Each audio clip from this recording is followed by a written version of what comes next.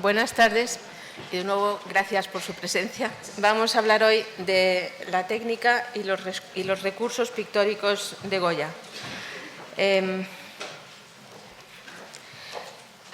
Habrán oído hablar de que Goya pinta mucho. Bueno, yo les puedo decir que pinta miles de cuadros que están repartidos por todo el mundo, pero hoy vamos a hablar solamente de unos pocos. Esos miles de cuadros, como pueden comprender, es un chiste. Goya no pinta tanto como hay por ahí atribuido a su mano. Y para estar seguros de lo que es de Goya, hay que mirarlo con la documentación conocida, con las procedencias, es decir, cuadros documentados, procedencias, citas de estos cuadros muy antiguas, del momento mismo de la vida de Goya, y que por lo tanto tienen la referencia de que son de Goya. Cuadros que son absolutamente de Goya, sin ninguna duda, son los cartones de tapices, de los cuales hay facturas de mano de Goya entregadas a la fábrica de tapices para que se los paguen, porque él todavía trabajaba por contratos, no era pintor real. Y los describe, los firma, dice lo que son, firma la factura y pone el precio que tiene que pagarle. Esos cuadros son totalmente de Goya. Y la mayoría de esos cuadros, menos algunos poquísimos, 4 o 5, que se salieron de España en el siglo XIX, robados de palacio, algunos, 2 de ellos se pudieron recuperar, pero los otros están fuera, uno en Chicago, otro en Edimburgo y otro no me acuerdo dónde, menos esos, el resto de esos cuadros están en el Museo del Prado y además en un estado de conservación bueno, no en el sentido visual ahora mismo porque estuvieron enrollados y tienen repintes de la restauración que se hizo cuando llegaron al museo en tiempos de Madrazo a fines del siglo XIX. Y algunos, los que no se han restaurado, se ven feos, pero eso no significa que no estén en buen estado, es decir, están en un estado magnífico porque se ha conservado toda la materia de Goya, desde la base hasta la mismísima superficie. No han sido tocados más que una vez y no limpiados, sino retocados encima como se hacía en ese momento, nada más. Con lo cual, esos cuadros aquí, en el Museo del Prado, nos sirven como de piedra de toque para todo lo demás, porque van desde 1776, con la primera serie, hasta 1792, con la última. Por lo tanto, sirven para ver el desarrollo estilístico y técnico de Goya en un periodo de 20 años, casi, que son muchos años, para ver cómo trabaja. Por lo tanto, son como una piedra de toque que nosotros vamos siempre a mirar allí y a otras cosas también que son suyas y documentadas, pero esos son una piedra de toque absoluta. Hoy vamos a ver cuadros, o vamos a hacer la clase de hoy con cuadros, lógicamente, que son de él, no solo del Museo del Prado, sino de fuera. He puesto esta escultura que me gusta tanto para borrarla de Benlliure de nuestras cabezas y verle cómo era Goya hacia 1795-96 y que nos esté mirando desde ahí cuando leo la carta que poco tiempo después, el 2 de enero de 1801, escribe a nada menos que don Pedro de Ceballos, que era el nuevo secretario de Estado de Carlos IV. Le habían enviado a Goya a hacer un informe sobre unas restauraciones que se estaban llevando a cabo en Palacio. No en el propio Palacio Real, sino con las obras, mejor dicho, con las obras de la colección real o en las casas de Rebeque o en el Buen Retiro. Goya dice, perdonen porque es que no me quiero tampoco perder de por dónde voy con esto, y se lo he traído entresacado, pero Goya dice, en cumplimiento de la Real Orden que vuestra Excelencia se ha servido comunicarme con fecha 30 de diciembre último, para que informe, y va el 2 de enero, hace el informe ya el 2 de enero, o sea, rápidamente el fin de año se lo pasó haciendo el informe, para que informe acerca de los cuadros de que se haya encargado don Ángel Gómez Marañón, reconociendo lo que ha pasado a los lienzos nuevos y los que ha lavado y refrescado, y manifestando las ventajas o detrimentos que puedan padecer las pinturas por esta composición, examinado el método y la calidad de los ingredientes que emplea para su lustre, debo exponer a vuestra excelencia que, habiéndome presentado inmediatamente en el Buen Retiro, vi y consideré con la mayor atención los trabajos de aquel artista y el estado de los cuadros, entre los cuales se me ofreció el primero, el de Séneca, que tenía en maniobra para limpiarlo y hecha ya la mitad de su lustre y bruñido. Está hablando con una terminología de restauración de la época, pero que en realidad es la misma, casi la misma de ahora. No puedo ponderar a vuestra excelencia, y ya le quitamos y pasamos, la disonancia que me causó el cotejo de las partes retocadas con las que no lo estaban, pues en aquellas se había desaparecido y destruido enteramente el brío y valentía de los pinceles y la maestría de los delicados y sabios toques del original que se conservaban en estos. Con mi franqueza natural, animada del sentimiento, no le oculté lo mal que me parecía. Con esa cara que hemos visto. A continuación se me mostraron otros, y todos igualmente deteriorados y corrompidos a los ojos de los profesores y de los verdaderos inteligentes, porque además de ser constante que cuanto más se toquen las pinturas con pretexto de su conservación, más se destruyen, y que aún los mismos autores, reviviendo ahora, no podrían retocarlas perfectamente a causa del tono rancio de colores que les da el tiempo, que es también quien pinta, según máxima y observación de los sabios, no es fácil retener, está ahí creo, el intento instantáneo y pasajero de la fantasía y el acorde y concierto que se propuso en la primera ejecución para que dejen de resentirse los retoques de la variación. Bien, eso es lo que vamos a ver hoy. Lo que Goya llama retener el intento instantáneo y pasajero de la fantasía y los toques del pincel con los cuales consigue sus composiciones. Creo que aquí está el cuadro que fue a ver, que es del Museo del Prado ahora, está en el Museo del Prado y era de la colección real. Claro, es el Séneca de Rubens, casi con toda seguridad. Es un cuadro del que hay otro ejemplar que se considera más original, pero este es también un cuadro excelente. Cómo estaba antes de que el tal Gómez Marañón lo hubiera tocado, no lo sabemos. Lo que sí está claro es que Goya va a ver el 2 de enero de 1801 este cuadro. Don Ángel Gómez se presenta al rey el 10 de marzo de 1800 y está muy contento de que le hayan dado ese trabajo. Lo dice la confianza con que manifesté a su majestad de reparar de la ruina una porción de pinturas de inalcanzable precio, bla, bla, bla, bla, bla, larguísimo. Y de repente el día 7 de enero, o sea, 5 días después de que pasara por allí Goya, le escribe Miguel Cayetano Soler: el rey ha resuelto que se suspenda la renovación que se hacía en el Real Sitio del Buen Retiro de los cuadros viejos, pasándolos a lienzo, el 4 de enero, pasándolos a lienzos nuevos, y que estaba confiada a don Ángel Gómez Marañón. Le participo a vuestra excelencia de orden del rey para su inteligencia. Dios guarde a usted muchos años. ¡Pum! ¡Ta! Fuera el contrato. O sea que el informe este de Goya que hemos leído pues dio su resultado. El otro pobre contesta lamentándolo y diciendo que trabajaría gratis si era preciso, pero que los cuadros estaban en mal estado. Pero bueno, a lo que yo iba era al intento pasajero de estas cosas, ¿no?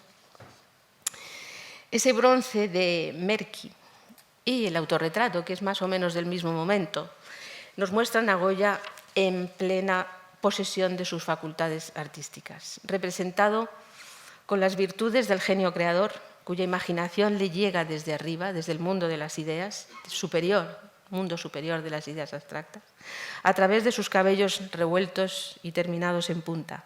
Su mirada es profunda y concentrada, su boca firme y apretada. El medallón, su propia condecoración. Goya es lo único que necesita, su apellido, conocido ya de todos, porque del rey abajo todo el mundo me conoce, según dijo en 1792 a Zapater. No tuvo ninguna otra orden de mérito española, hasta la que le dio José Bonaparte como funcionario de Palacio, claro. Y este autorretrato coincide en el tiempo también, que es 1797, con la inscripción del que lleva el de la duquesa de Alba de Negro, solo Goya. En este momento, fines del decenio de 1790, ha alcanzado la cúspide de su arte, como pintor y como dibujante, y se encuentra en medio de la creación y de la edición de lo que será su obra cumbre, Los Caprichos. Le falta poco para hacer La familia de Carlos IV, y es posible que aquí estuviera pensando ya cómo iba a hacerle a Godoy las Venus que le había solicitado. El arte de la pintura tiene una complejidad añadida sobre la de otras artes, que es el dominio de una técnica muy difícil y compleja, la del óleo, que solo dominan los mejores, y la conjugación con esa técnica de los factores adyacentes, desde los pigmentos a los soportes, que en el caso de Goya fueron muy variados. Tablas de pino, por ejemplo, que es española, pero también de cedro americano o de caoba. Las de la Academia de San Fernando, las 4 tablas y el entierro de la sardina, están hechas en ese tipo de tablas, finísimas y que no se han alabeado ni torcido.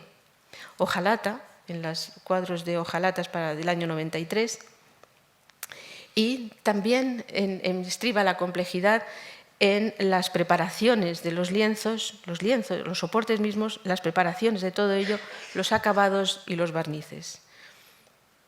Goya domina la técnica y elige siempre los materiales más adecuados y de gran calidad, lo que asegura su permanencia en el tiempo, y empieza su trabajo después de haber estudiado perfectamente el lugar a donde iban a estar destinadas sus obras. En los cartones para tapices conoce las habitaciones de los sitios reales, las luces, la altura de los techos, las medidas exactas de los paños de pared para donde iban destinadas sus obras. Lo mismo sucede con sus cuadros de altar. Tenemos confirmación de ellos al estudiar, por ejemplo, la Anunciación hoy de los duques de Osuna, pintada para la iglesia de los padres capuchinos del convento de San Antonio del Prado, de Ruido, o las Santas Justa y Rufina de la Catedral de Sevilla, o la Última Comunión de San José de Calasanz, porque la luz entra exactamente por la luz real de entrada en la iglesia de estas obras. Y también es absolutamente seguro que sabía el lugar donde se iban a colocar sus retratos, al menos los de más importancia y porte, los retratos reales y los retratos de la aristocracia. Por otro lado, de Goya tenemos varias facturas de distinto tipo de materiales en varios años distintos y algunas cartas en las que trata de este asunto. En 1814, por ejemplo, le escribe a Palafox, al general Palafox, para decirle que ha terminado su retrato, el ecuestre que está en el Museo del Prado, y se refiere a los materiales y habla de que, aunque lo he terminado, aunque con muchos trabajos, por la escasez de colores y aceites adulterados, estamos después de la guerra y era difícil encontrar materiales, que no dejan secar los colores si no llevan mucha porción de extracto de Saturno. Es una disolución acuosa de acetato de plomo, básico, que se utiliza como secativo.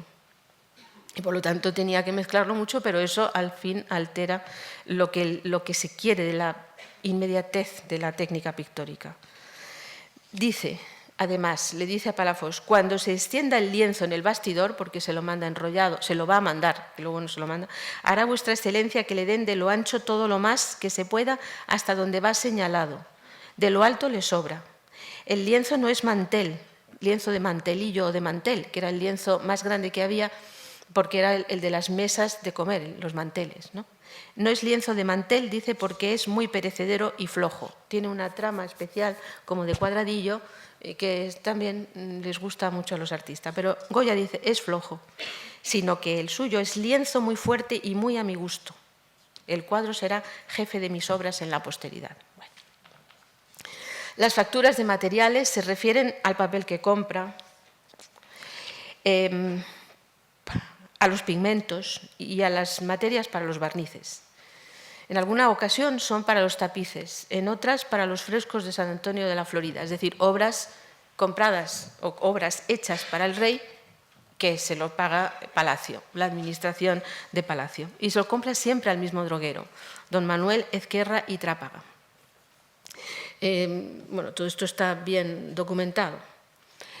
Pero también en el mismo sitio y a la misma persona le compran los mismos materiales Valleu, Maella y los otros pintores de corte. Es bello oír las palabras de estos materiales. Media arroba de albín fino molido, media arroba de tierra negra, media arroba de esmalte, 10 reales. Muy caro. Esmalte era porcelana machacada. Media arroba de tierra roja, que se utiliza para las preparaciones. Sombra de Venecia, para las sombras. Verdacho fino, de cobre. Hornaza. Bueno, otra vez esmalte, etcétera. Tampoco voy a decir mucho. Cardenillo, verdigris. Orujo de uva verdoso. Azul fino de Inglaterra. Ocres de Siena. Carmín. Carmín de clavillo fino, que era el más caro, aceite de nueces, aceite de lino, extracto de Saturno. Son, como les digo, el mismo proveedor y los mismos pigmentos que les sirven a los demás. Pero todos ellos tienen mucho cuidado en la selección de los materiales que van a utilizar, como ahora los buenos artistas. Los buscan donde sea necesario. Por ejemplo, hay una referencia a Valleu en 1770 que escribe a ¿cómo se llama esto?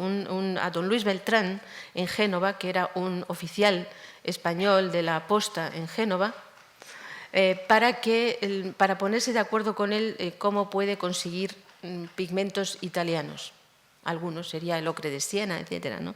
Algo de eso. Pero, por ejemplo, Goya hace una cosa igual y le escribe a Zapater, a petición de Zapater, le ha pedido un pigmento que no sabemos cuál es para alguno de los artistas zaragozanos, y en 1787 Goya le dice: he escrito al fraile valenciano por los colores. Pero a continuación le dice: se me olvidaba el decirte sobre la pretensión del que hace el carmín en Valencia. Es carmín, que es un pigmento muy caro y muy especial y tiene que ser de grandísima calidad, como veremos a continuación. Que no he podido hacer nada, ni me han ayudado mis compañeros a que tuviera buen efecto la pretensión de conseguirlo. Lo que, si te parece participarle al artista pues yo no tengo tiempo para nada. Es decir, está haciendo todo esto. Les he traído algunas... Todo esto está preparado, digamos. También hay otra cosa en estas medidas, que por eso les he traído esta miniatura del año 1220. Es una miniatura alemana de 1220 o por ahí. ¿Y dónde lo tenía yo esto? Bueno, no tengo exactamente el nombre aquí de la miniatura, pero lo que les quería comentar es que ahí está el pintor con su bata pintando, San Lucas pintando a la Virgen, pero al fondo ven a ustedes a un pobre hombre con su delantal moliendo los colores, ¿no? Porque Goya habla también de la molienda de los colores y tiene un gran enfrentamiento con el Palacio porque a su moledor, Pedro Gómez, no le han pagado durante el tiempo que él ha estado fuera de Madrid, en Cádiz. Y no le habían pagado además durante más años, es decir, y está muy enfadado e incluso escribe al rey para conseguir que le paguen. Es un hombre ya muy mayor, y lo dice Goya, y no le han pagado los 6 reales que le paga al día por molerle colores. Pero lo interesante es que las jornadas que le paga por 300 jornadas del año tal, es decir, su moledor está allí todos los días moliéndole el color cada día que él va a emplear. Es decir, no le traen un saco de color molido, vale, adiós, hasta la próxima. No, el moledor se los muele como él quiere, como él necesita para cada una de las obras que va a pintar, ¿no? Eso también me parece una cosa interesante y le he traído. Este pobre hombre no se vuelve a saber de él ya a partir de 1800, con lo cual, como Goya dice que era muy mayor, seguramente pues se jubila y serían tal vez estas otras personas que le ayudan en esos años hasta que se va a Francia, los jóvenes estos que están en su taller de aprendices, que era lo normal en los talleres, los que le estuvieran moliendo los colores, ¿no? También aquí les he traído una mezcla de colores, pero son algunos a los que él se refiere, aquí arriba. El azul de Prusia, el oro pimente, el vermellón. Este es el cobre, el pigmento que sale del cobre. Esto, por lo visto, es una foto tomada en el metro de Budapest, donde ha caído el agua en esta zona y se ha convertido en esto que es el pigmento que se utiliza para pintar.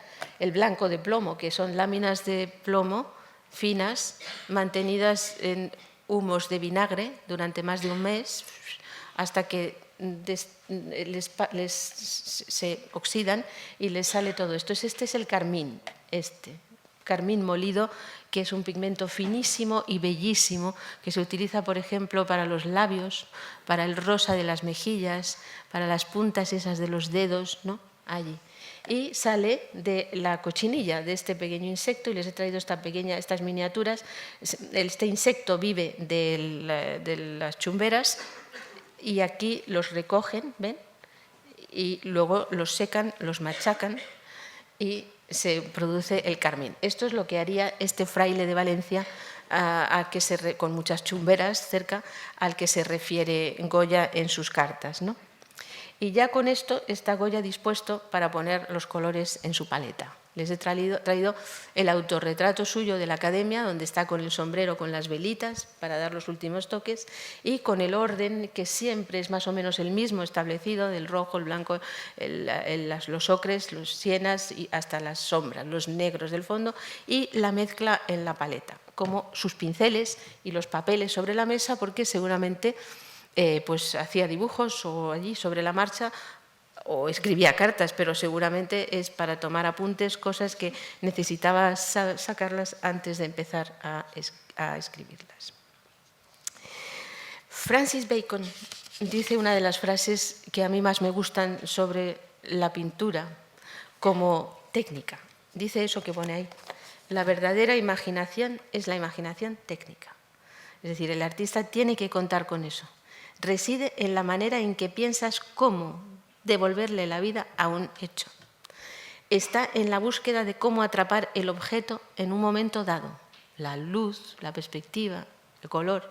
Entonces la técnica y el objeto se hacen inseparables. Es Bacon, pero Bacon del otro día, pero es que es así. Y en cualquier artista del pasado, de Goya y del presente, en cualquiera de ellos. ¿Por dónde empieza Goya con esto?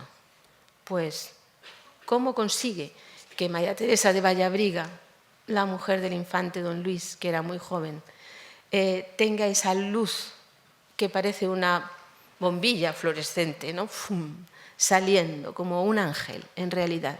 ¿Cómo lo consigue? Pues lo consigue utilizando una tabla. Este cuadro está pintado sobre tabla, que da una superficie mucho más lisa y esmaltada, y poniendo una preparación bastante excepcional, y sobre todo en su primera etapa, que es esa, quizá aquí la ven mejor, una preparación casi negra, que ven, si siguen esto, se ven las transparencias, porque Goya trabaja con la preparación siempre, pues estas transparencias oscuras son la preparación, y esa es la preparación que tiene este cuadro. Este sería el carmín o laca natural, que es transparente y muy bella, y se utiliza solo en sitios muy delicados. Y desde luego, claro, con la enorme cantidad de blanco de plomo en varias capas, en las cuales profundiza la luz y consigue esta bellísima obra. Sabemos que es absolutamente intencionado, porque para el infante don Luis, que está pintado al mismo momento y es pareja de este retrato, Goya utiliza un soporte y una preparación distintas. Utiliza el lienzo, dejándolo muy visible, rugoso casi, lo cual aumenta la textura de la piel masculina. Está más moreno y enrojecido, porque salía a cazar, como su hermano, todas las mañanas. Y utiliza Goya una preparación roja. Esto que están viendo aquí, aquí, aquí, es una preparación rojiza bastante subida, aquí arriba, ¿no? O sea que está utilizando algo completamente distinto para conseguir un efecto distinto en cada uno de los dos retratos. En la primera etapa de los cartones de tapices, les he traído un ejemplo del columpio. En esta primera etapa de los cartones de tapices, Goya utiliza todavía más frecuentemente una técnica que procede de Italia, pero que se utiliza mucho en el siglo XVII español, que es la preparación de los lienzos con esas tierras rojas de las que habla y de un tono muy subido. Aquí tienen ese tono muy subido, por aquí esto es preparación. Todo esto que se transparenta como rojo es la preparación. Aquí en los bordes Goya está utilizando la preparación y sobre ella el blanco y eso le sirve de límite. Y aquí lo mismo, es decir, es una técnica muy económica y va a utilizar esto mismo el resto de su vida. Utiliza esa técnica roja, muy de tono rojo pero oscuro. Pues yo les diría que es así, como lo ven aquí, es decir, no, la foto no está demasiado cambiada, tal vez un poquito más subido de tono, pero muy poco. Ese es el rojo que está utilizando en las primeras series de tapices, o sea, en los años 70. Y también aparece en los retratos, muy pocos, el autorretrato suyo de la melena, también aparece en ese periodo. O las obras que tenemos en el Museo de Bellas Artes de Zaragoza, La muerte de San Francisco Javier y La Virgen del Pilar, que también tienen esta preparación a la italiana muy temprana. Más tarde, aquí tenemos uno del final, es la boda, un detalle de la boda que tiene muchísimo empaste. Ven que el blanco dado al final está cubriendo perfectamente todo, pero de todas formas en algunas zonas vemos una preparación beige, rosada, agrisada. Aquí, esta zona de aquí, es esta de aquí, no esto, que es las luces ya, sino esto es beige más claro, cálido todavía, es lo que está empleando. Por ejemplo, tenemos en los cómicos ambulantes, perdonen, lo que se transparenta sobre todo debajo del gris es la preparación que es muy parecida en toda esta serie. Y ven que es una preparación beige, crema, un poquito cálida, pero es lo que está utilizando en este momento para este tipo de obras. Y juega con ella por todas partes, ¿no? Esto es preparación y solamente tiene un poco de pigmento encima y el blanco. Es la misma que utiliza en la familia de Carlos IV. Toda esta transparencia de los fondos que hay aquí debajo del tono del rey o aquí, es lo que está utilizando en la familia de Carlos IV o incluso en estos cuadros posteriores a la guerra. Este es un detalle de la escena de Inquisición de la Academia de San Fernando. Y aquí ven también que esto que vemos aquí y esto que se transparenta es la preparación.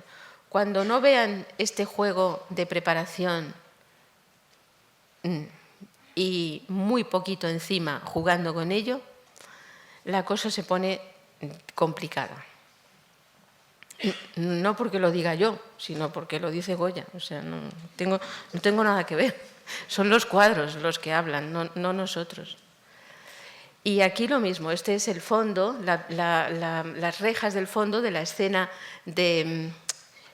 de manicomio, también de la serie de la Academia, donde ven ustedes que también en esta parte alta hay un rosa y luego hay un colorido por aquí también más bajo, que es el que está utilizando, es el rosa, la preparación, y esto es una pincelada, este es el gris y por aquí ven el rosa cómo sale y cómo juega con ello por todas partes, ¿no?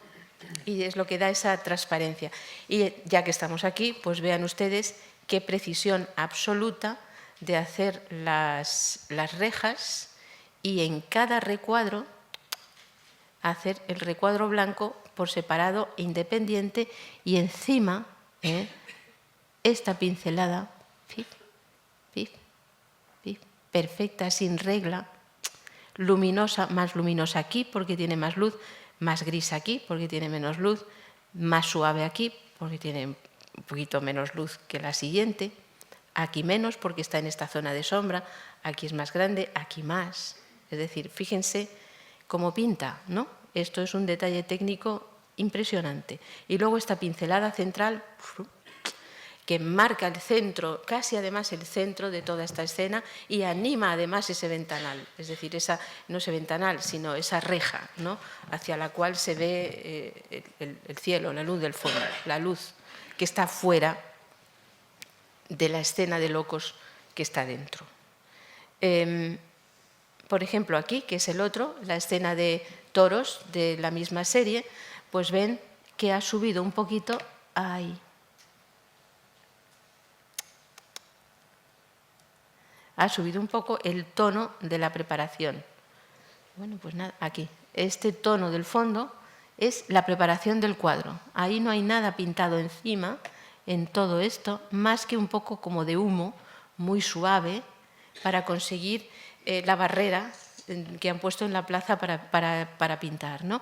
Y ahí también, como si fuera un dibujo, está dando la muchedumbre. Y están estas figuras, que creo que las tengo también luego, pero están estas figuras con un pigmento enormemente líquido, diluido, como si fuera acuarela, ¿no?, con la que hace las capas de los dos toreros, que son absolutamente mágicas, como diría Jovellanos, pero le da estos toques de blanco más grumosos y más empastados para conseguir el movimiento, porque vean cómo hace así, con ello, el movimiento de la figura, en ese caso concreto. En el 2 y el 3 de mayo, él utiliza también una preparación distinta en esa especie de díptico que veremos después. Pues en el 2 de mayo, que está de día, el fondo, la preparación del cuadro es este rosa precioso, ¿no?, un rosa de una calidad excepcional, finísimo, mientras que en el 3 de mayo, en la escena de los fusilamientos, lo vemos en el cuerpo, en este detalle del cuerpo del muerto en casi primer término, porque está pintado solo con negro muy líquido y la sangre, el rojo para la sangre, pero esto que ven, esto beige que ven por aquí, es la preparación, que es un poquito más fina. En la última comunión de San José de Calasanz, que es un cuadro fundamentalmente negro y oscuro, en la oscuridad de la iglesia y dentro de la iglesia misma, real, y dentro de la iglesia en donde pone a San José de Calasanz, Goya utiliza, para conseguir las luces tan puras del rostro del santo o de la casulla del que le da la comunión, utiliza otra vez algo que lo utiliza muy pocas veces, que es el gris casi negro para la preparación, que es lo que está por todas partes, lo ven por aquí. Y para animarlo, como no tiene aquí preparación rojiza para animar esta superficie y dar contrastes, lo da encima, la laca roja para los labios y algún toque por aquí y por allá. Y esto lo veremos después. ¿Qué hace bastantes veces después de haber dado la preparación en el cuadro? Pues hay veces que pinta en directo o seguramente hace un dibujo con el pincel, pero hay otras en donde esto es una foto de rayos infrarrojos, tomada con rayos infrarrojos que penetran muy poquito en la superficie pictórica y nos dan lo que hay justo debajo de la primera capa, o sea, mucho menos de lo que revela una radiografía que veremos después. No sale muy perfecta, pero ha hecho toda la escena con lápiz, un lápiz muy blando. Para esto utilizaban generalmente el lápiz de plomo, que es un lápiz blando, la punta de plomo en realidad, y ven que todos los contornos de las figuras están hechos. Miren la pierna de Polichinela, le había puesto originalmente el gorro en punta de Polichinela y luego lo hace este gorro a los sans-culottes franceses, ¿no?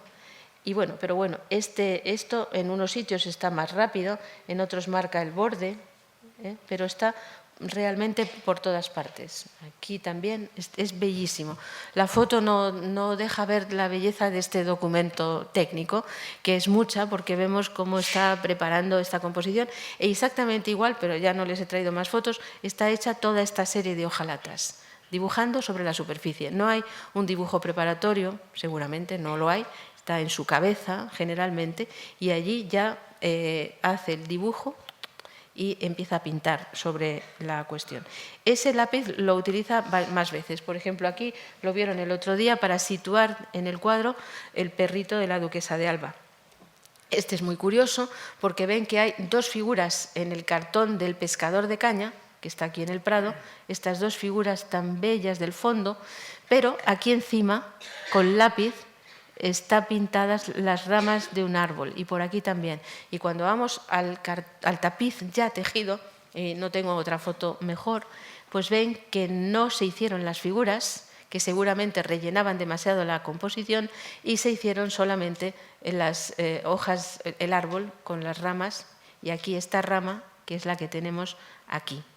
Eso mismo, bueno, va a salir primero otro, que es uno de las niñas de los duques de Osuna, donde para situar el retrato perfectamente sobre la preparación, pues vemos que ha utilizado aquí en los ojos y aquí en el borde, está dando el contorno con el lápiz, ligerísimo, no necesita demasiado, pero se está utilizando una técnica para pintar y para conseguirlo mejor.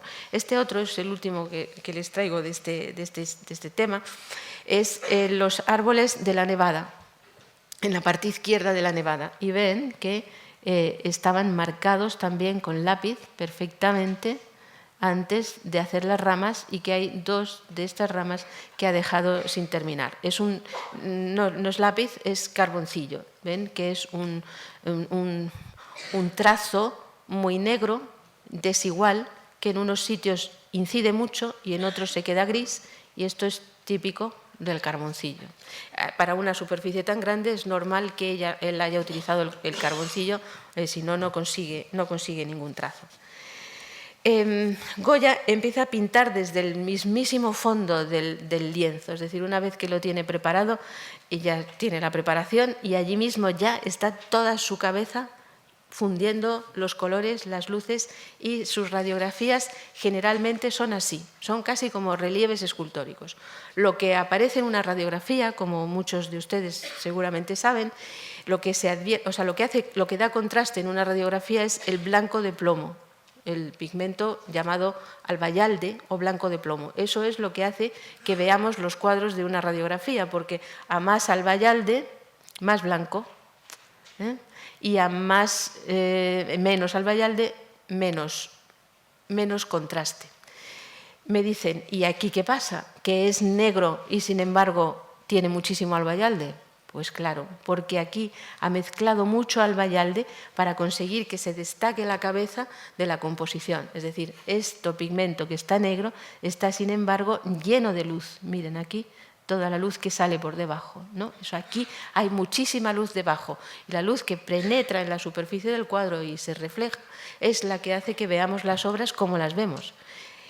Yo he visto muchos de estos bocetos, porque como solamente quedan 5, pues de los que no están en el Prado hay como 3 por barba, o sea, hay 3 o 5, o cada poco tiempo nos llega otro más de estos bocetos que no están en el Museo del Prado. Es decir, son, bueno, pues no sé cómo llamarlo,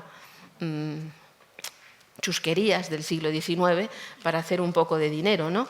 Y ninguno de ellos tiene esta técnica, es decir, es imposible que tengan esto, no tienen contraste, no se ven las figuras, son realmente bochornosos, ¿no?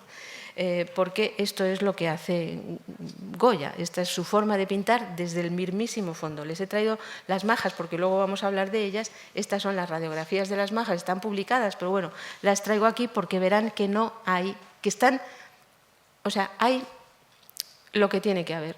Los cuadros tienen mucha luz porque se ven blancos en general, pero hay zonas perfectas donde vemos cómo ha estructurado arquitectónicamente la composición con el blanco en determinados sitios, ¿no?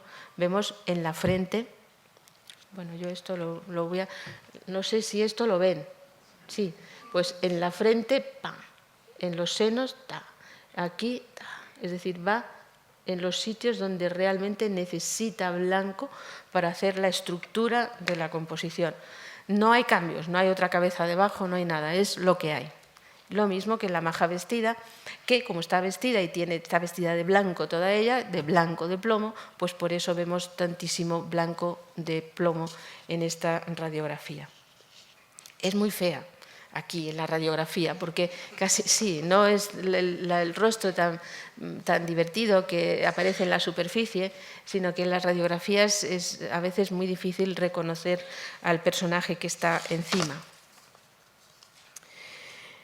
Ahora voy a pasar una serie de diapositivas bastante deprisas porque, bueno, en la biografía del hijo él dice: las primeras obras que dieron a conocer su genio en la pintura fueron los cuadros que pintó para la Real Fábrica de Tapices, que tasaba y daba el visto bueno el caballero Mengs, a quien tenía asombrado la gran facilidad con que los hacía. Bueno, sí, es posible. El hijo, puede que sea el hijo, y el padre habría dicho: Mengs estaba conmigo como loco. Vale, sí, seguramente, pero es que es cierto. O sea, tiene una facilidad enorme para la variación, para el espacio, para hacer una arquitectura del espacio completamente distinta en cada composición que quiere hacer, como tienen aquí, en la cometa, que es un montículo donde están subidos todos y detrás un fondo de arquitecturas, o en el baile a orillas del Manzanares, donde están las orillas del río, el frondo con San Francisco el Grande, etcétera, todo completamente distinto en la composición y en los grupos de figuras. ¿Qué sucede con esto? Pues que cuando él hace una sala llena de sus escenas, el rey no tiene a dónde mirar, es decir, el rey no se va a cansar nunca de ver aquellas escenas. El rey y nosotros, ¿eh? Es decir, vamos a ver la variedad de Goya, la riqueza de su cabeza que le permite hacer esto con esa facilidad que decía Mengs. Miren los árboles, los dos árboles, no tienen nada que ver. Uno está seco, tiene unas pequeñas ramitas, está al borde del río. El otro es frondoso con una rama seca. Es decir, todo siempre es completamente distinto. Nunca se repite, no es capaz, no puede, no le sale repetirse, no le gusta, se aburre. Y siempre lo hace todo distinto, y así, por eso, llega a ser este que conoce todo el mundo, del rey abajo, todos ellos. Otro, quiero pasarlos más deprisa. También les he traído una frase suya en este informe presentado a la Academia del año 92. Tampoco se debe prefijar tiempo de que estudien geometría ni perspectiva para vencer dificultades en el dibujo, que eso mismo lo pide necesariamente a su tiempo a los que descubren disposición y talento, porque a los otros no. ¿Por qué digo esto? Porque el espacio y una composición de estas características, de las de Goya o de Rembrandt o de Velázquez o de Miguel Ángel, están compuestas por medio de la geometría. Es decir, si no tienen en su cabeza una cabeza en que pueda ver la geometría, estudiarla y saber lo que va a pasar dentro de ese cuadro y luego poner los pinceles y las luces donde tienen que ser, es inútil. Y él tiene ese concepto de la geometría.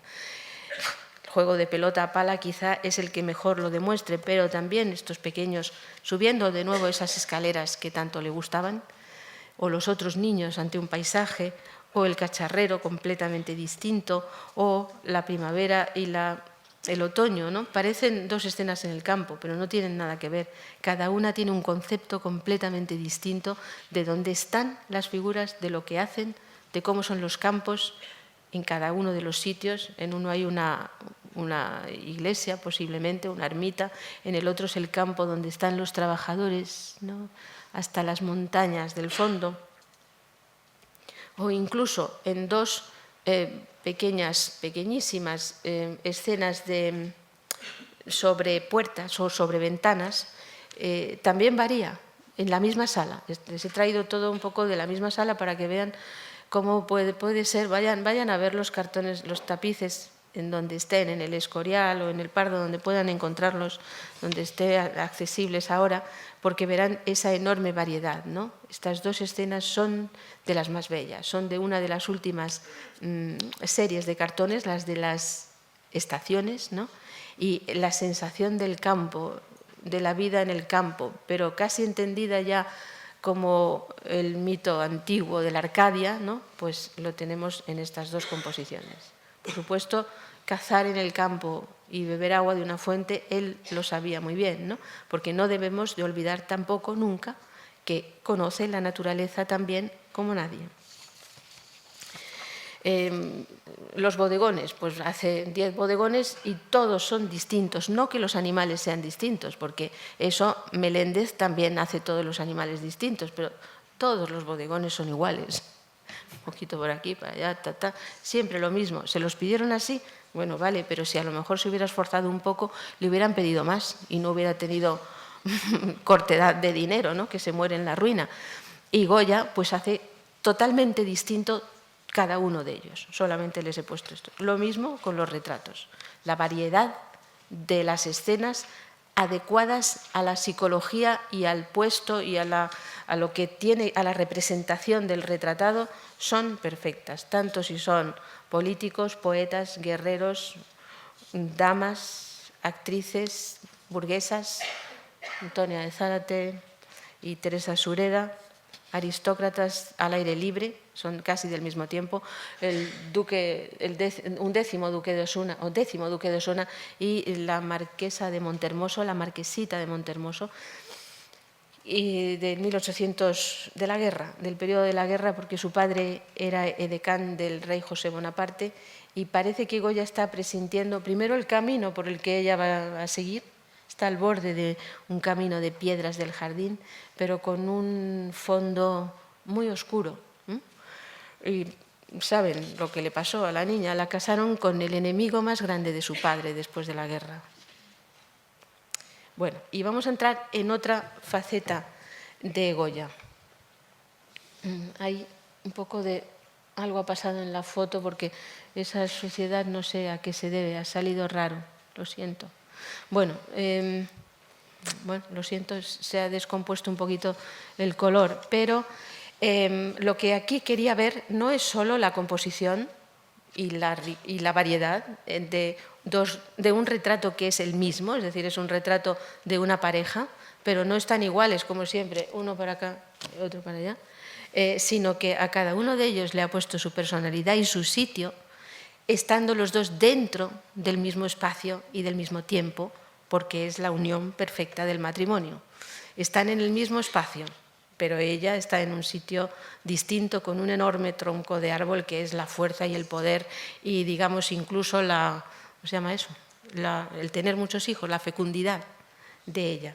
Y en el otro está el duque sobre sus tierras, en posesión de todas ellas. Pero, como verán, son también aquí como un díptico.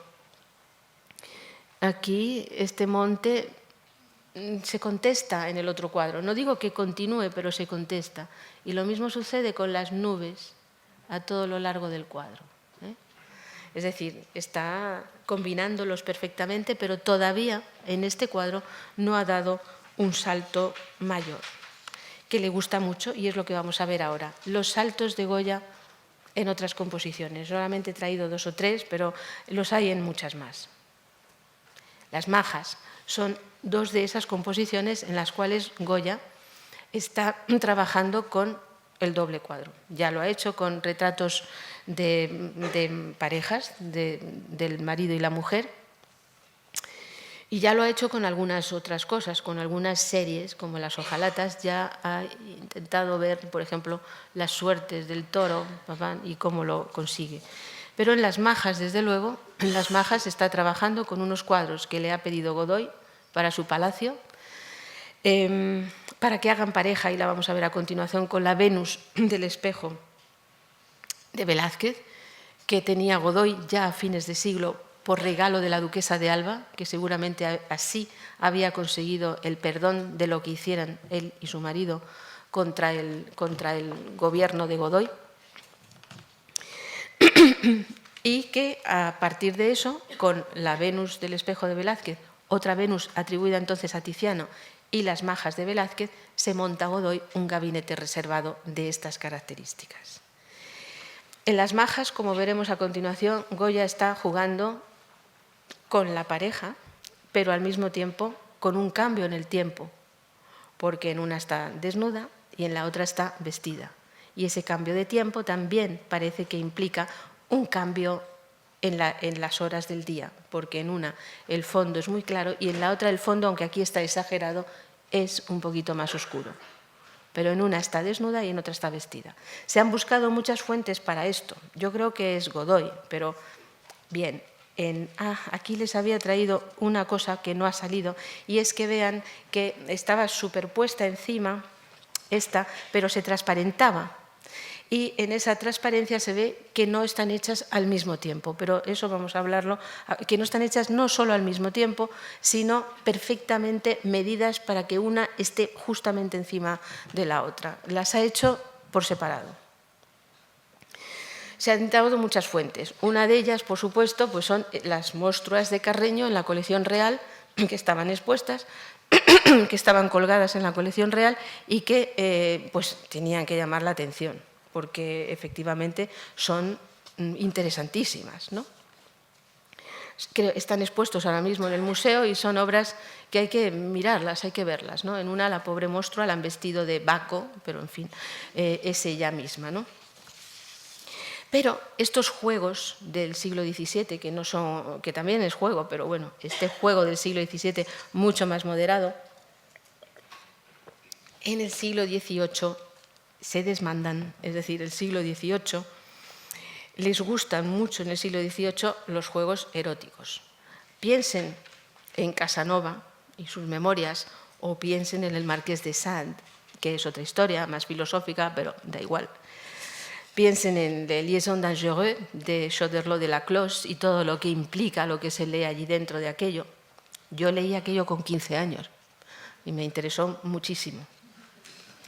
Me interesó mucho porque era muy moralizante.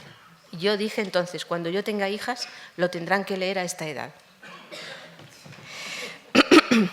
En Francia, este juego del siglo XVII se hace muy picante. Y les he traído algunos ejemplos. Bueno, está criticando el gran peinado, ¿no?, que lleva la mujer, ¿no? Pero es una crítica divertida. Crítica que afecta, por ejemplo, también aquí a la moda. Aquí es section of a petticoat or the Venus of the 42 and 25. Las diferencias entre una Venus, la falda de una Venus o la Venus con falda, entre el año 42 y el año 94. Bueno, pues realmente el artista está diciendo no hay ninguna diferencia, solamente una lleva tacones, otra no, otra es así y otra es liso, pero la señora es la misma. Este tipo de figura femenina y del juego entre la vestida y la desnuda les gusta en el 18. Aquí les he traído dos ejemplos, no les he traído nada pornográfico, que también lo hay, pero no. A la derecha está la Venus Calipigia antigua, que estaba en Roma. Había varias versiones, pero esta es la de Roma. La clásica, la que estaba en Italia. De esta, en el siglo XVIII, se hacen numerosas versiones para mandarlas a Francia. Boucher hace esta joven de sus días que está basada en esta composición, ¿no?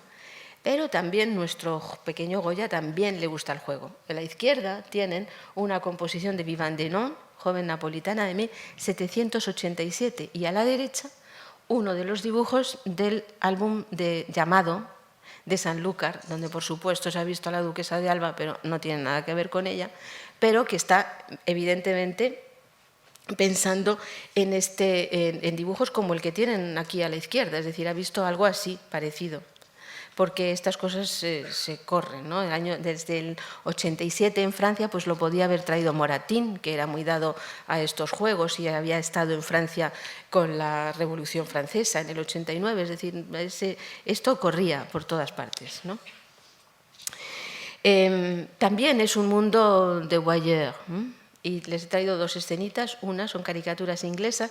El de la izquierda es sobre la moda de los baños de barro, pero ahí hay un señor espectacular, muy vestido, mirando a una señora vestida, otra desnuda, bañándose. Y el de la derecha es nada menos que un lord inglés ayudando a su amigo a subirse a la ventana para ver cómo se baña su mujer.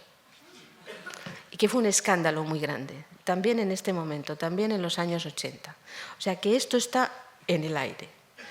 ¿Hace eso Goya? ¿Es un juego similar, un juego parecido para ese gabinete reservado que solamente podían tener personas como Goya? Pues es posible. Pero él tiene que ponerse de acuerdo con Velázquez, que es el que está delante, y es una obra que él tenía que conocer muy bien porque, primero, había pertenecido a los duques de Alba. Estaba en su inventario y en su palacio, donde él seguramente había tenido un taller. Materón dice que los duques de Alba le apoyaron y le dieron un taller en su propio palacio para hacer los caprichos posible. Pero por otro lado lo debió de ver cuando Godoy le dijera quiero que este cuadro se hagan unas majas o unas Venus, mejor dicho, que es como se la conocen de nuestros días. La obra de Velázquez es impresionante, es como, bueno, una belleza majestuosa que él hizo también como diálogo con una Venus de Tiziano, por Denone, pero bueno, creían que era de Tiziano, de frente y de espaldas, porque ese juego existía desde mucho antes y Tiziano mismo en una carta a Felipe II le dice: he enviado la Venus y Adonis, la Venus está de espaldas para que la ponga con la que ya le envié, que está de frente. O sea, en la misma sala, la Venus de espaldas y la Venus de frente. Y esto seguramente también es lo que estaba haciendo Velázquez en su momento. La Venus de Velázquez es de un gran interés, porque Velázquez también nos mete en el espacio.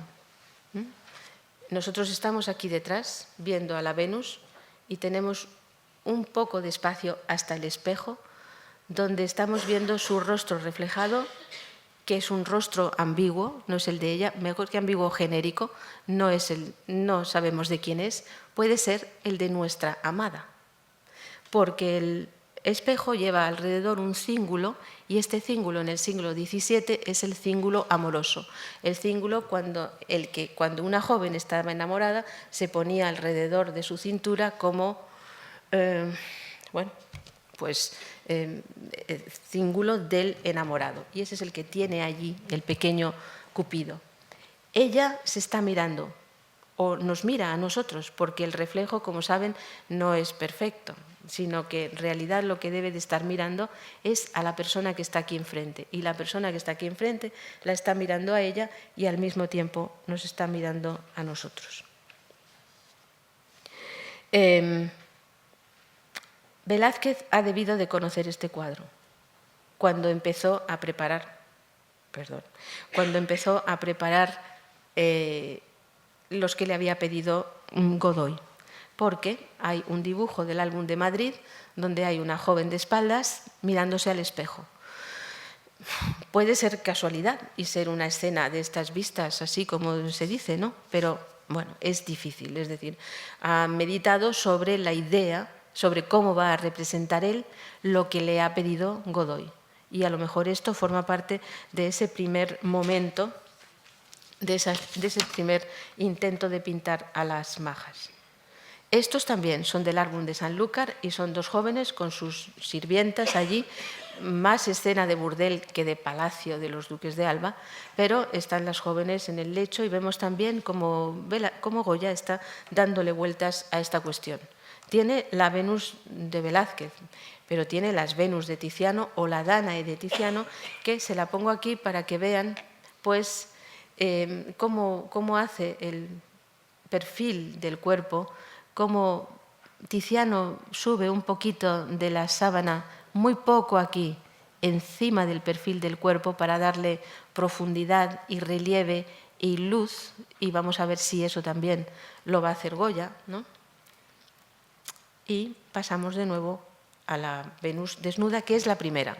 La primera que está documentada es la desnuda en 1800, cuando visitan el Palacio de Godoy varias personas, entre ellos Deán Bermúdez y Azaola, un grabador, y Gómez García de Sepúlveda, otro grabador, donde dice que, Azaola es el que ya sabemos, y Sepúlveda es un grabador que es el que escribe la visita y dice que ha visto en un gabinete reservado una Venus de Goya que tiene un color desvaído y que no le gustó nada. Bueno, vale.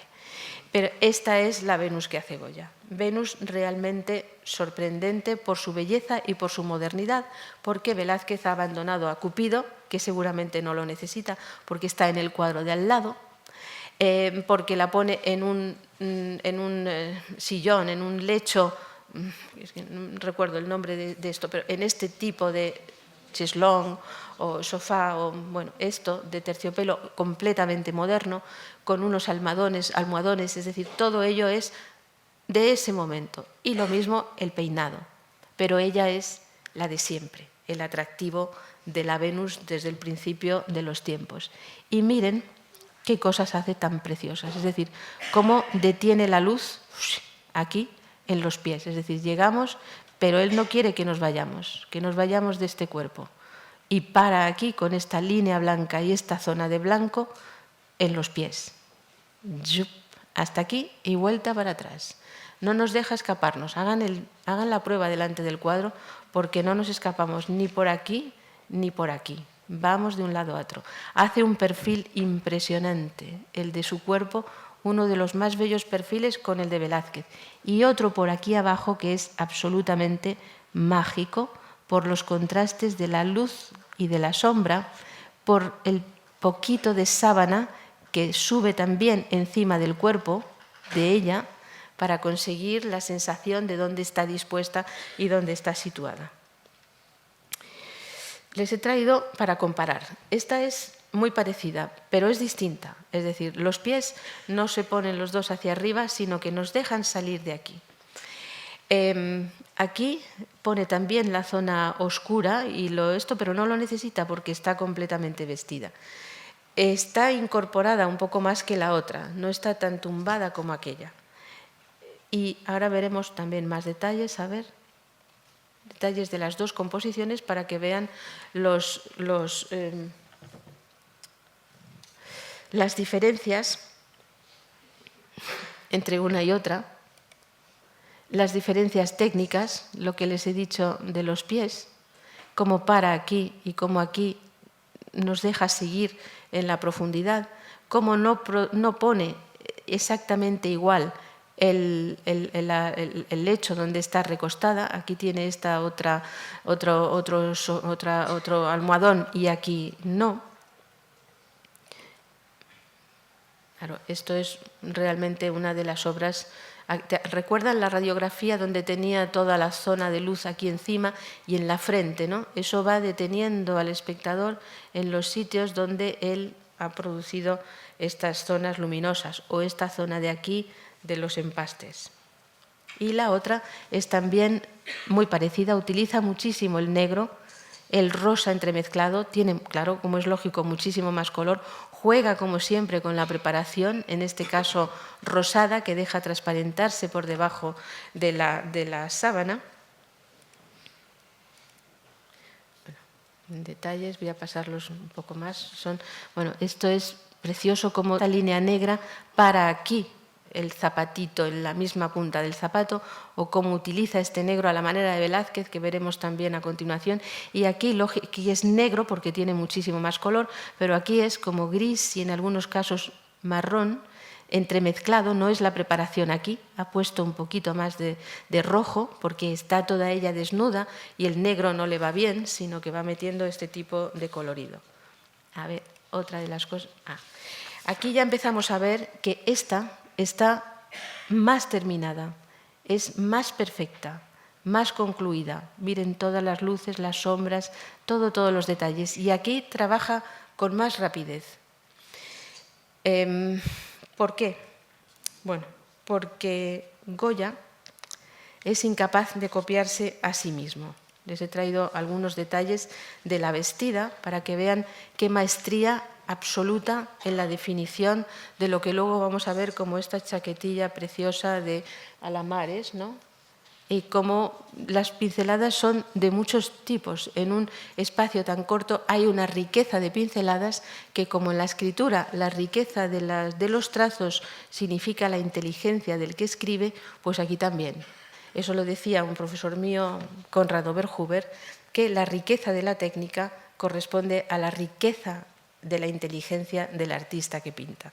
Y aquí tienen un mensaje absoluto de esa inteligencia suya, en la enorme riqueza, variedad de pinceladas más secas, más jugosas, más así, para conseguir la materia, lo que decía Francis Bacon.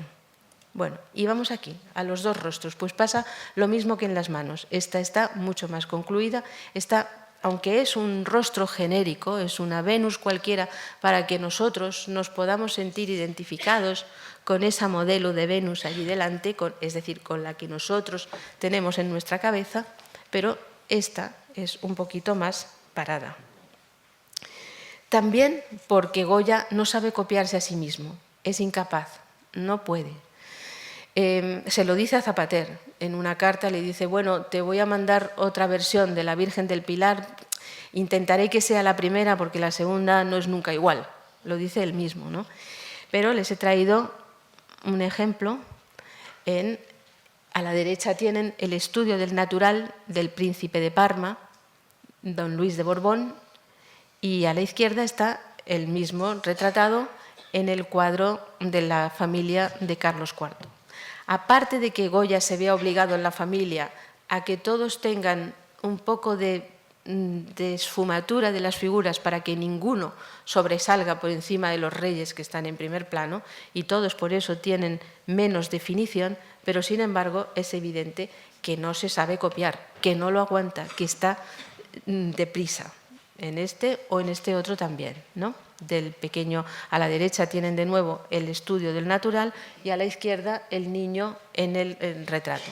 Está un poquitín más terminado porque está en primer término junto a sus padres, pero si se dan cuenta de la belleza de exquisita determinación del estudio del natural, nos damos cuenta de por qué le pasa lo mismo con las majas. Más intensidad, miren cómo hace los ojos, es decir, cómo pinta con esta pincelada muy espesa para dar el blanco del ojo, y aquí es más rápida, más desvaída, cómo pone perfectamente en su sitio el punto de luz, como aquí va más rápido, las cejas, todo ello está terminado de otra forma distinta. Pero hay un detalle muy interesante que se lo he traído aquí. A la derecha, la desnuda. Y ven esos labios preciosos hechos con pigmento rosa, vermellón mezclado con blanco, y con laca o carmín en el centro, que es su forma de hacer las bocas, ¿no? Pero es una boca desvaída, sin artificio, mientras que aquí, en la maja vestida, le ha pintado los labios, es decir, la maja está maquillada. La una está desnuda. Corresponde, saben que la verdad está desnuda siempre, ¿no? Y la verdad engañosa, como la amistad falsa, está maquillada. No quiero decir que las majas signifiquen eso, pero hasta en esto tiene la precisión del toque perfecto que le da en los labios y que lo termina. Está trabajando con el tiempo. La vemos desnuda, la vemos vestida, la vemos desnuda. Es como esa foto de un fotógrafo famoso, el nombre no me acuerdo, con las modelos, con las dos modelos, los dos grupos de modelos, se llama arriba no vestite, arriba no nude. Llegan desnudas, llegan vestidas. Bueno, es un juego, ese es más crudo en este fotógrafo, pero aquí es realmente precioso.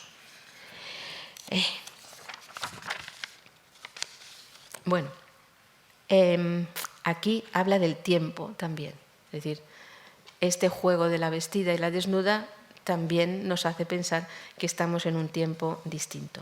El otro díptico es el que hace con el 2 y el 3 de mayo, donde también estamos ante la misma situación de que estaban juntos, de que se compenetran las composiciones, de que una figura de un lado se corresponde con otra más o menos en el otro, es decir, no es que sean exactos, pero hay correspondencias, ¿no?, en todo ello que nos está diciendo que estos cuadros tienen que estar juntos. El muerto en el suelo, el muerto en el suelo, es decir, todo eso está hablando del díptico, y en este realmente está hablando del tiempo. Esta es la mañana del 2 de mayo, esta es la noche del 2 de mayo, entre el 2 y el 3 de mayo, ¿no? Pero son dos escenas de una misma obra de teatro, ¿no? La revuelta contra los franceses. Y otro más de estos juegos de Goya en cuanto a composiciones dobles en el espacio.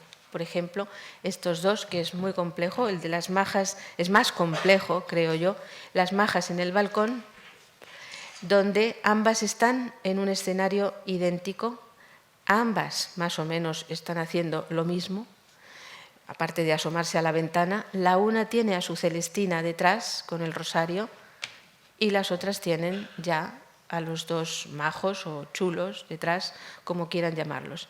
Y pienso que se están mirando, que Goya ha pretendido que se miren las unas a las otras, es decir, que estén chismorreando y diciendo, pues ella se ha comprado ya una bata con alamares, sí, pero yo tengo otra mejor. Bueno, ¿y quién está mejor? ¿Es ella tiene más dinero? ¿Ha conseguido más o no? Y seguramente nos implicaba dentro de este juego. Seguramente estas dos composiciones estaban hechas para ser vistas así. Es decir, no he podido ponerlas más verticales, pero nosotros estaríamos aquí, en el centro.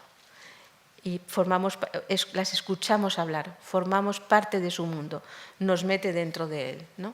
Es esta magia superior que tiene Goya en este tipo de composiciones. Su autobiografía. Y empezó a pintar de invención hasta que fue a Roma, no habiendo tenido más maestro que sus observaciones en las cosas de los pintores y cuadros célebres de Roma y de España, que es de donde ha sacado más provecho. Sí, el otro día veíamos algo de Correggio, que no lo he vuelto a repetir porque ya lo vimos, pero ¿verdaderamente ha sacado algo de provecho de mirar los cuadros de la colección real?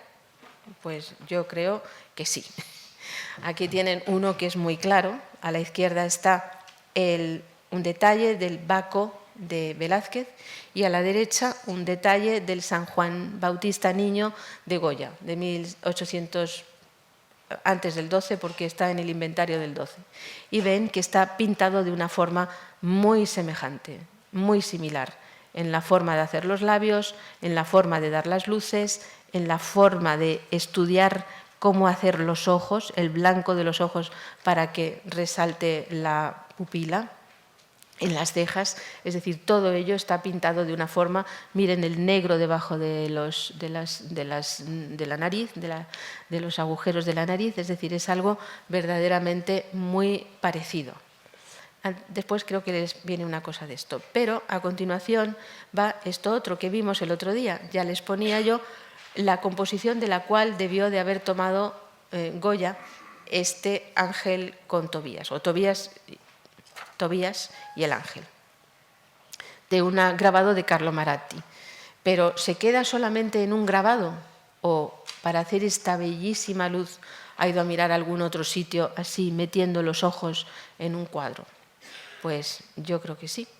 Ha ido a mirar de nuevo a Velázquez en el Apolo de la fragua de Vulcano, ¿no? Donde los rayos que utiliza Velázquez sobre el fondo claro están hechos de una forma muy parecida y muy precisa a la que vemos en el Tobías y el ángel.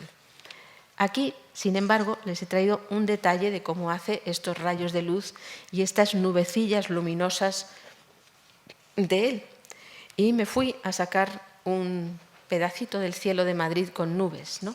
Porque realmente pues, vemos que aparte de mirar a Velázquez, él ha mirado cómo se distribuye la luz, cómo resaltan unas nubes, unos bordes más que otros, y cómo ha mirado pues, también a la naturaleza, que es donde él dice también que ha aprendido a pintar, de todo lo que sabe. Esto también lo sabe llevar al Aguafuerte en Murió la verdad, o si resucitará en este caso, ¿no? Esta obra bellísima, pero también con la otra técnica del Aguafuerte, él es capaz de llegar a unos efectos muy parecidos. ¿Más Velázquez? Pues sí.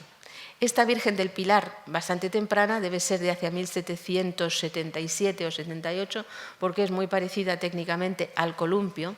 Pues fíjense la figura de la Virgen, cómo recoge su manto y cómo ese manto sale por entre medias de los dedos, con lo cual se produce la profundidad y la sensación de relieve exacto de la mano. ¿De dónde lo saca? Pues sí, de Tiziano en esa Danae que les puse antes, pero también de Velázquez, por ejemplo, aquí en el retrato de la reina Mariana de Austria. Es decir, ha estado mirando continuamente a ver cómo estos grandes artistas conseguían efectos que a él le interesaban para su pintura. De Velázquez, pues de Velázquez utiliza dos cosas profusamente. El negro que Velázquez utiliza para dividir las figuras o hacer los perfiles y los relieves, y que además da movimiento, vida y profundidad a sus composiciones. Vayan a verlos ahora en la... qué bien esto. Vayan a verlos ahora en la exposición, que están todos ellos, y las meninas siempre allí en la sala, y vean cómo hace esto, este negro, o esto que mete al final, y para separar a la figura de Marcela de Ulloa de la paleta del pintor, pues ha metido este trazo rápido de negro. Pero aquí también se lo he puesto porque miren cómo pinta Velázquez el blanco del vestido de ella, de la mujer, y cómo pinta el blanco, y también con su toquecillo negro para los perfiles, aquí del el 3 de mayo, la víctima en el 3 de mayo. Algo más interesante, el movimiento. El mameluco que cae al suelo se está moviendo todavía su mano, está muerto completamente, y Velázquez la ha presentado en movimiento. ¿Cómo? Pues haciendo aquí esto que remarca con toda perfección con el negro y dejando la forma ligerísima de la mano aquí a la derecha solo con la preparación. ¿Dónde ha visto él estas cosas? Pues en Velázquez, ¿no?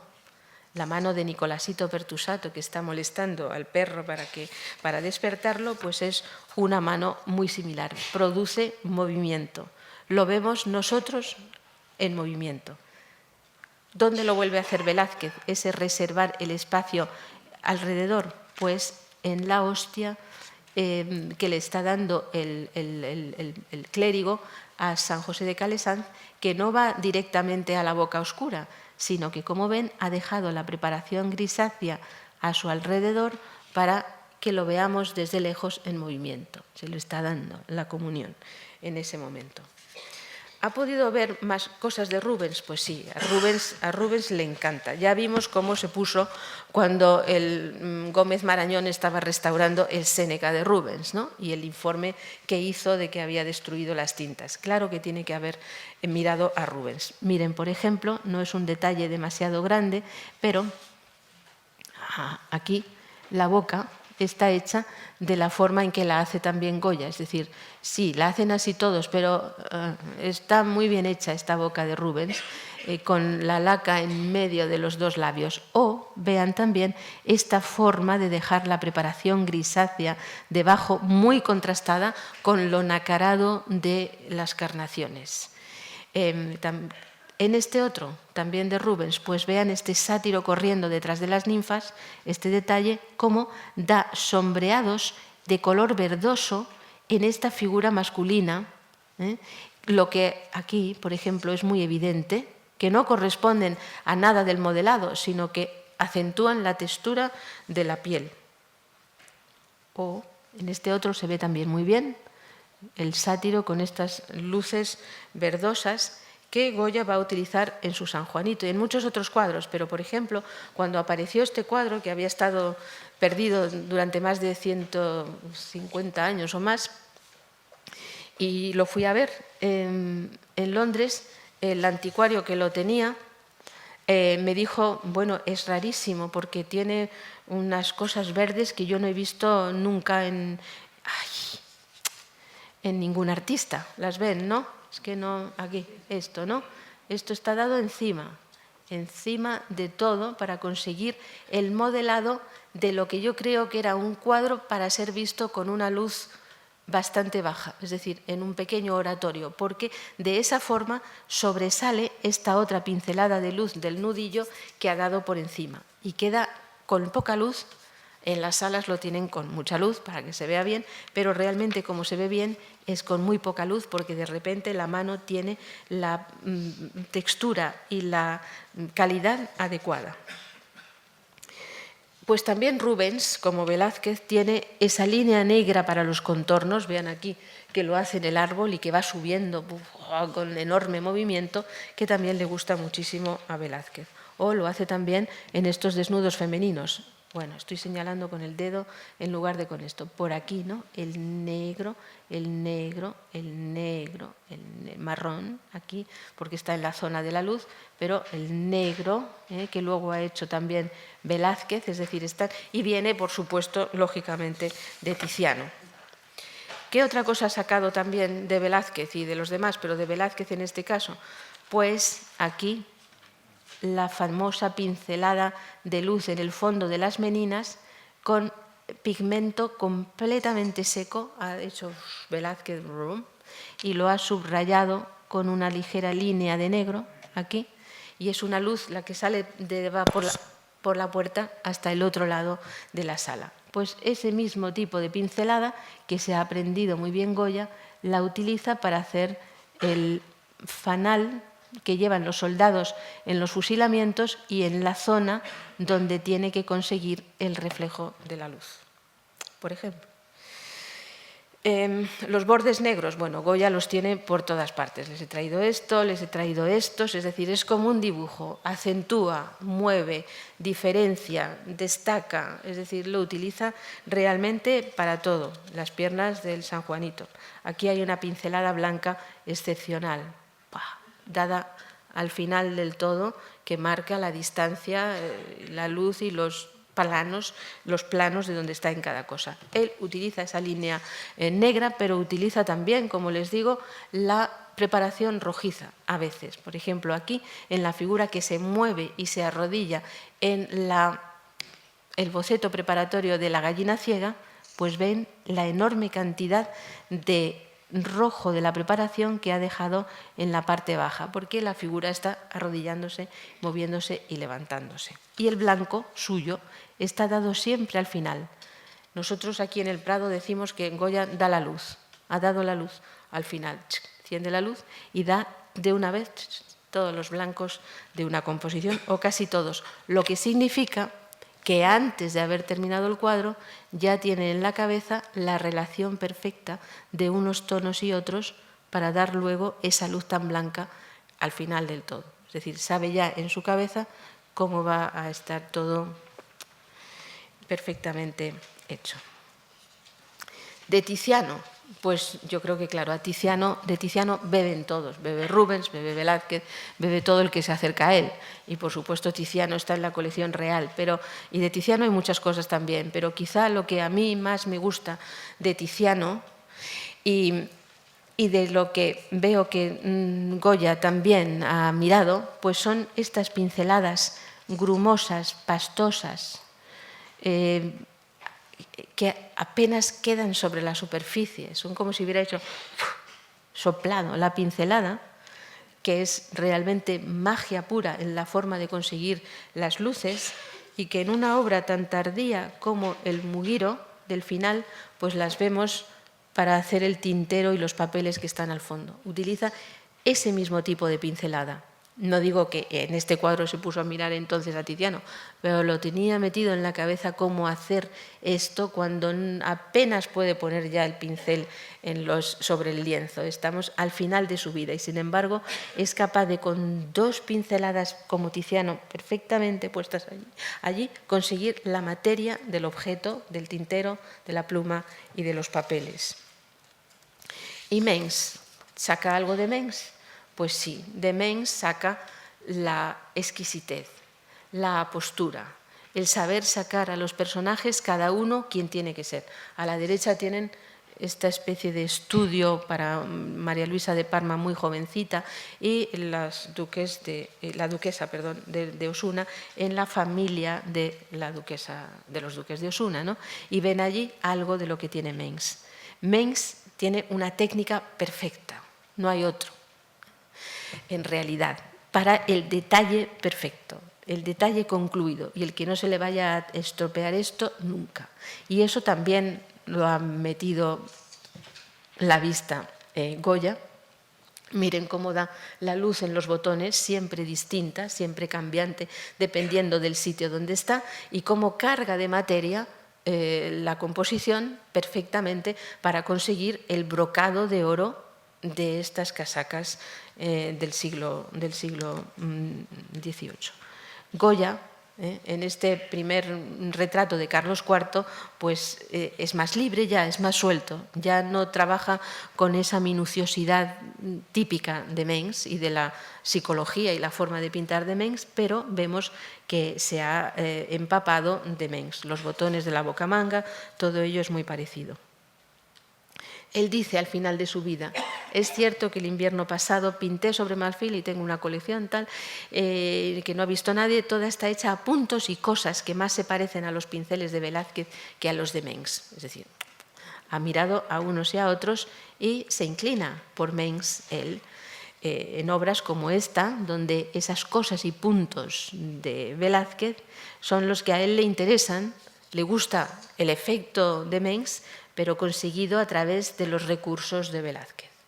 Y tenemos aquí María Luisa con Tontillo y un detalle más, ¿no?, de algo que no me acuerdo dónde es esto, lo que lleva, no sé si es en la cabeza o en el brazo o en el dedo, en una sortija, pero miren cómo está hecho a cosas y puntos y mezclando los pigmentos, pero Goya es muy limpio, así como Velázquez se le ve empastes y mezclas que él solo es capaz de conseguir por medio de ese tipo de mezclas sucias, entre comillas, la limpieza de los colores. Goya siempre es muy limpio en todo lo que hace, muy limpio. En eso se parece más a Mengs. Miren aquí, ¿no?, cada pincelada en su sitio y muy pocas arrastradas, como aquí, miren cómo arrastra, como las da enteras, como en el Toisón de Oro. El vestido y la banda de María Luisa, absolutamente prodigiosas, o en 1814, como hace el Toisón de Oro y la túnica completa de Fernando VII con el manto real, o incluso aquí en esta composición de San José de Calasán, que les estoy trayendo demasiado, cómo ha conseguido esos efectos de la casulla, donde seguramente después de haber dejado la pintura fresca, ha dado con un papel de estraza o algo por el estilo para conseguir esos aplastamientos y esa sensación de realidad de que estamos realmente ante la casulla de oro. Voy a seguir un poquito más porque sé que llevamos mucho, pero vamos a terminar con la luz de Goya. La luz es impresionante. Les decía que es lo último que da siempre y lo que le diferencia de todos los demás. No hay ningún otro artista que sea capaz de dominar la luz y de utilizar la luz dentro de una composición como Goya. Cuando un cuadro no tiene luz, no es de Goya. Pero no porque lo diga yo, sino porque lo dice el cuadro que no tiene luz. Miren aquí, muy temprano, en Aula Dei, la figura esa en grandes planos, ¿no? En su primer momento es casi como esculturas, y lo mismo hace en ese primer momento, en este primer aguafuerte, que es esta huida a Egipto, con esos tonos de luz que al ver este grabado, esta estampa de Goya, este aguafuerte de Goya, como con Tiepolo, da la sensación de deslumbramiento, pero también, fíjense cómo hace estos dos dibujos del cuaderno italiano, desde seguramente se inspira para esa figura de Aula Dei, y como está hecho con nada, dando esta ligera línea aquí en el papel, con distinta intensidad y rota, como los venecianos, pues consigue esta enorme cantidad de luz como en esta otra, ¿no? Pero la luz es su fuerte. Aquí, en esta composición, está conseguido con pura luz el Palacio Real. Zonas grises, la preparación rosácea que tiene la pradera de San Isidro y esas preciosas, rápidas, ligeras y económicas pinceladas que sabe dar él. Hace una cosa muchas veces, que es encuadrar la luz dentro de espacios muy determinados. Por ejemplo, aquí, por ejemplo, aquí, por ejemplo, aquí. Todo eso está separado, es decir, las piernas no están encima de una zona gris, sino que eso está dado después. Cuando ha hecho las piernas, da esto. Y me parece, y en este se ve mejor todavía, ¿no? Como Los flagelantes de la Academia, una obra absolutamente prodigiosa, toda ella, fíjense la cantidad de matices que tiene, de luces que utiliza, de dejar la preparación y dar solo la luz para conseguir el brazo, de dar estos restregones de sangre, porque parece sangre, y de hacer esto que les digo, estos pequeños recuadros de luz, perfectamente, porque están detrás, se ven completamente detrás, así, y no hay discrepancia en el sitio del lugar, en el espacio que están ocupando las figuras. Para hacer eso hay que tener una cabeza excepcional. O como aquí, hace el mismo sistema. Esto es el farol y estamos viendo el farol completo, pero no es el farol completo, es un trozo de pintura entre las piernas de estos dos soldados. Y aquí otro, y otro, y otro, y otro, todos distintos y todos consiguiendo el espacio, la luz e incluso el aire húmedo de la noche al llegar al final, ¿no?, dejando apenas hechas las piernas de los soldados. O esta es la falda de María Luisa con tontillo, un detalle solamente para que vean cómo consigue el esquinazo de la falda, donde la falda se convierte al final en esa zona, en ese rectángulo. No es un rectángulo, es la forma, bueno, esa forma geométrica. Ahí ha dado la luz en la esquina de esta manera, pero fíjense cómo ha llegado, incluso dando con el pincel de frente, un pincel gordito, con la pintura seca, pero mucha, chac, chac, chac, dando aquí, aquí, y aquí así, y aquí dado un poco más encima del gris, es decir, tarda muchísimo en pintar sus cuadros, tiene todo el tiempo del mundo. Como me han dicho hoy una persona sobre el concepto de, por ejemplo, una discusión con personas de África, dicen, nosotros tenemos el reloj, pero ellos tienen el tiempo. Que está muy bien. Pues aquí es lo mismo, Goya tenía el tiempo, ¿no? Ustedes tienen el reloj y yo voy a terminar pronto, pero Goya tenía el tiempo. Y vean cómo lo que hace es esta gasa transparente que tiene pequeños bordados, que son más opacos, como cuando da la luz en cada uno de ellos es completamente distinta según la zona de la falda donde están, ¿no? O sea, tal. La sombra también. Luz es fantástico, pero para saber dar la luz hay que saber hacer las sombras. Y aquí tienen el fondo de la escena de Inquisición, en donde, bueno, pues todos son sombras en el fondo, ¿no?